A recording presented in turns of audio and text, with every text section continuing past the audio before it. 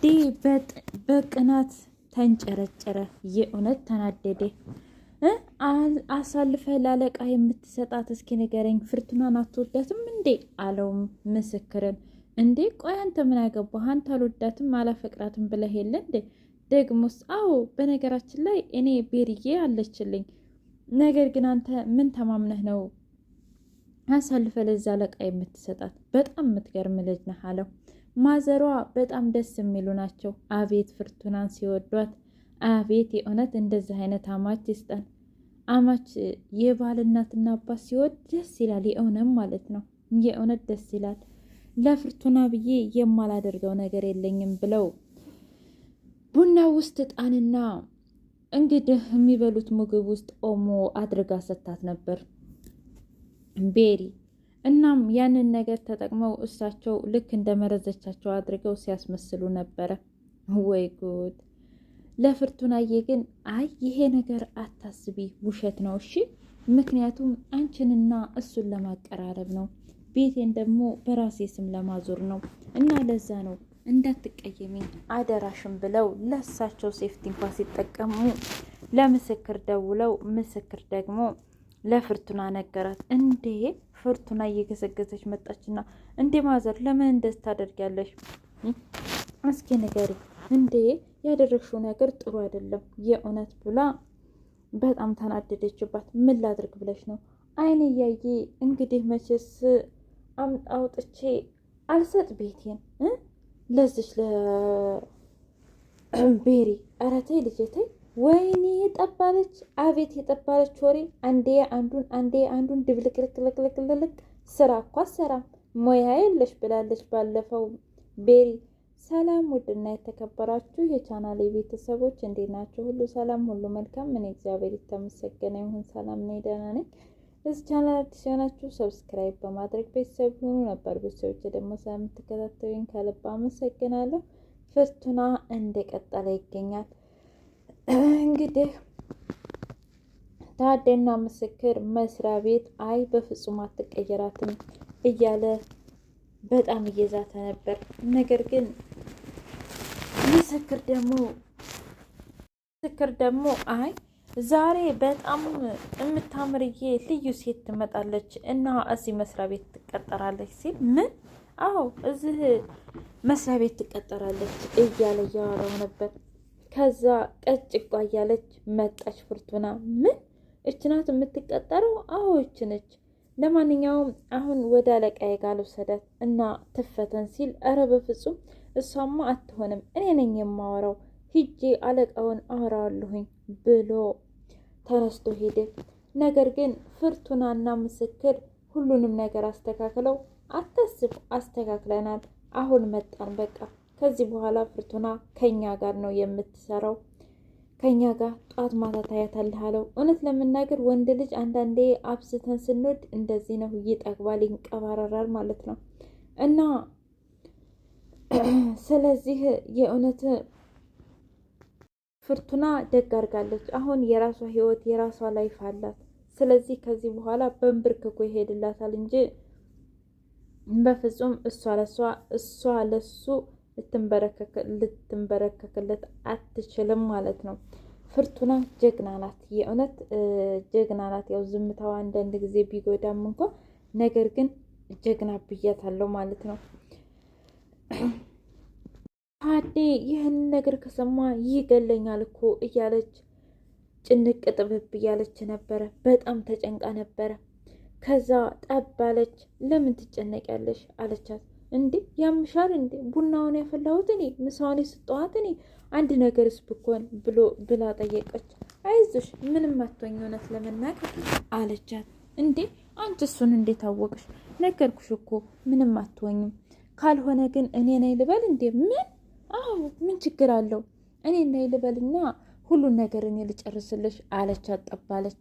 ከዛም በኋላ አረ በፍጹም ለማንኛውም አሁን ልንገርሽ እንግዲህ አማትሽ እየተጎተቱ መጥተው ሶፋ ላይ ተኝተዋል። ምን?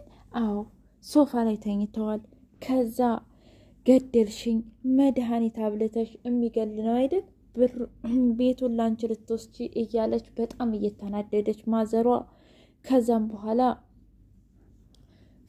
ቤሪ በጣም ተናደደችና እንዲሁም ማዘነችና ወደ ባሏ ጋር ደወለች። እናትህ ታማለች ሲሉት እሱ ደግሞ ምን እማዬ ምን ሲል ለምስክር እንኳን ነገረው። ከዚያም በኋላ እየሮጠ መጣ። እንደማየ ለምንድን ነገርኩ እኮ ያበላችኝ ምግብ መርዝ ነው መሰለኝ ምንም ነገር አላወቅኩም እያለ መናደር ጀመረች። ከዛ አትናደጅ ቤሪ ደግሞ እኔማ እንደ እናትና እንደ ልጅ ቁጭ ብለን እንድናወራ ብዬ ነበር ቡናውንም እንዲሁም ደግሞ ጋበዝኩት ምሳዬ ጋበዝኩት ነገር ግን አልተሳካልኝም አለችው። ከዛ ጠባለችም ተነሳይና ለእውነቷን ነው እውነት ለመናገር ያው ጨውም ቢሆን ተመሳሳይ ሆኖባት ነው ያደረገችው። እንደዛ ነው ብቻ ይሄኛውም እጣን መስራት ነው የጨመረችው። ስለዚህ በቃ ተደበላለቀ እንጂ የእውነት ነው የምልህ ጋሼ በፍጹም አስባበት አውቅ አይደለም ሲል በቃ እማዬ ይሄን ነገር ታይ ብዬሸለ ምስክር ደወለ። የኔ ምስክር አይዞህ እንዳታስብ ለፍርቱናም ሂደህ ንገራት። አሁን ወጥመዱን እያስተካከልኩኝ ነው፣ ወጥመዱን እየዘረጋሁኝ ነው። ምክንያቱም የግድ እሷ ወደ እኔ መምጣት አለባት እያለ ማውራት ጀመረ። ምስክር ትወጂዋለሽ እንዴ? ግን አሁንም ድረስ ማለት ማንን ነው የምወደው አለችው። እንዴ ምስክርን ነዋ ማለቴ ተወጁ ታዴን ነዋ። ለአሁንም ላንቺ ስሜት አለው እንዴ? ንገረኝ እስኪ። ማለቴ መስሪያ ቤት እኮ ቀጠራት ብዬ ሳወራው እንዴት ተናደደ ብታይ። እና እስኪ ንገሪኝ አሁንም ለሱ ስሜት አለሽ እንዴ ሲል በፍጹም ብላ ግግም አለች። አንበሳ ብያታለሁኝ። እውነት በጣም ጀግና ነች ማለት ነው እንዴ! እችን ትወዳለች፣ ደግ አርጋለች። ከዚህ በኋላ በንብርክክ ነው የማስሄድ ብለዋለች። ከዚህ በኋላ እንግዲህ በንብርክክ ነው የሚሄደው። ወጭ አለ፣ ብዙ ነገር አለ። ስለዚህ ምንም ቢሆን እንኳ መጨረሻው እንደሚያምር እናውቃለን ማለት ነው። የዚህ ድራማ ድምቀቶች ጠባለች። እኔ ምልሽ ሁሉንም ነገር እኔ እንዳደረግኩት እናገርልሻለሁ ስትላት፣ ኧረ በፍጹም እኔ ነኝ የምናገረው፣ በቃ ይበቃል። ከዛ እኔማ እወጣልሻለሁ፣ እኔ በፍጹም አንቺን ለመግደል አልሞከርኩም፣ እወጣልሻለሁ ብላ ስትል በሆዷ እኔ እሱን አይደል እንደምፈልገው እኔ ምን አገባኝ አለችና ወደ ምስክር ጋር ደወለች። አንዱን ሜሽኔን ጨርሻለሁኝ፣ ልጅቷ እራሷን አታውቅም፣ እራሷንም አሟታል አለች። እውነት? አዎ በቃ እንደዛ ነው የሚሆነው፣ አብሽሩ በቃ ደረሰችበት። ከዛ ሁሉንም ነገር ተናገረች። በጣም ያሳዝናል እውነት ለመናገር እንዴ! በዚህ ልክ ጉድ እኮ ነው። እያስመሰለች ነው እንዴ! ማዬ ለምን እንደዚህ ታደርጊያለሽ? እስኪ ንገሪኝ ሲል ምን ላድርግ ብለህ ነው ታዲያ? ምክንያቱም አንተ ያገባሃት እኔ ምን ላድርግ ብለህ ነው። ስለዚህ ለዛ ነው የዋሸሁት። ለማንኛውም ግን እኔ እኮ እንዴ ተው እንጂ ቡናም ስጠጣም አድርጋብኛለች ከርቢ፣ እንደገና ደግሞ ምግብም ስበላ ኦሞ አድርጋብኛለች። እና ይሄ መግደል አይደለም እንዴ?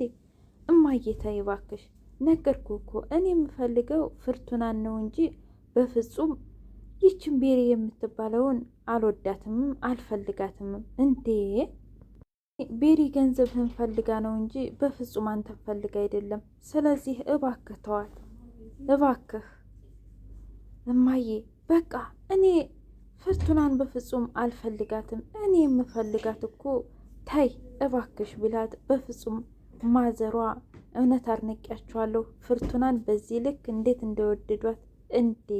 እኛ ራሱ ፍርቱናን እንደው ጠባለች ምን ይሻላታል? ነገር ተወዲህ እያቀራቀረች እንደው የእውነት ደም ነው የምታፈላው ማለት ነው በዚህ ልክ ምን ይባላል? ከዛም ስራ እኮ መስራት አትችልም። ጭራሽ ከወዲህ ነገር ብቻ ነው ስታንጦለጡል የምትውለው ማለት ነው።